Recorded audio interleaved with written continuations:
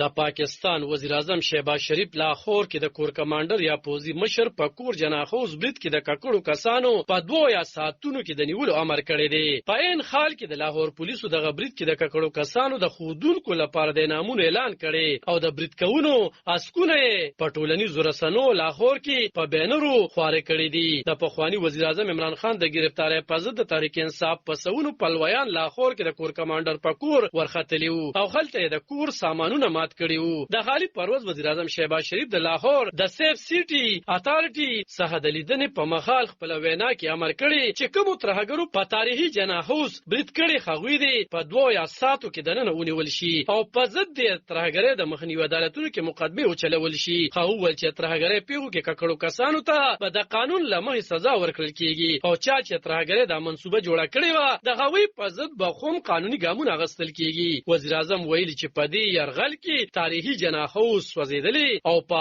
بشپړ ډول تباه شوی دی چې په دې ټول قام ته درد رسیدلې دی. شهباز شریف د تحریک انصاف ګوند په مشر عمران خان او د خغه په پلویانو تور لګولې چې دوی د پاکستان دشمنانو په سیر دي او هغه کار چې ورانکارو په 15 کالو کې نو کړي. عمران خان او د خغه د ګوند پی ټی آی شرخوغو د سترګو رب کې وکړو او د یوې منسوبې لاندې سرکاري ودانې وسوځولې. وزیر اعظم د قانون وزیر ته امر کړی چې د روانکارۍ پیغو کې د ککړو کسانو په ضد د ترهګرۍ په ضد عدالتونو کې مقدمه وچلوي او ویلي دي چې ترهګرۍ په ضد عدالتونو شمیره خوم باعث سیوا کړي. خو ویلي کو چې د مقدمو بار زیات وي نو دروازې ترڅنګ د شپې خوم محکمې فعال کړل شي تر څو چې د روانکارۍ د پیغو کې ککړو کسانو ته سزاګانې ورکړل شي. بل لوري ته د پنجاب پولیسو د کور کمانډر په کور شوی برید کې د ککړو کسانو په سر انعامونه وستلې دي ویلي دي هر چا چې دې برید کې ککړ کسان پولیسو ته پناه کړل نو د یو تن په سر به 2 لک روپۍ انعام ورکوي. پولیسو په سوشل میډیا او لاهور کې په بینرو دغه برید کې د ککړو کسانو اسکونه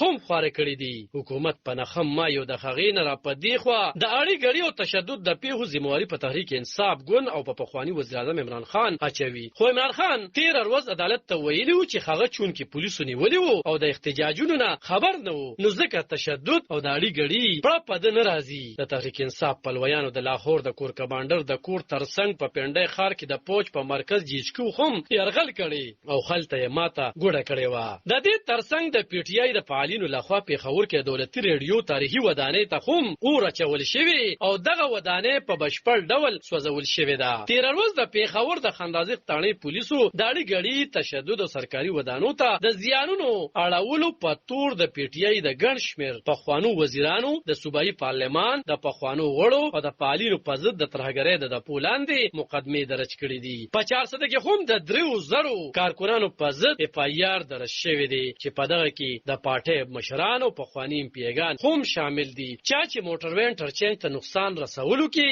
باندې ترهګرۍ اف آی آر هم شوی دی. علب خان شیرپو دلبر نیوز 400 د پاکستان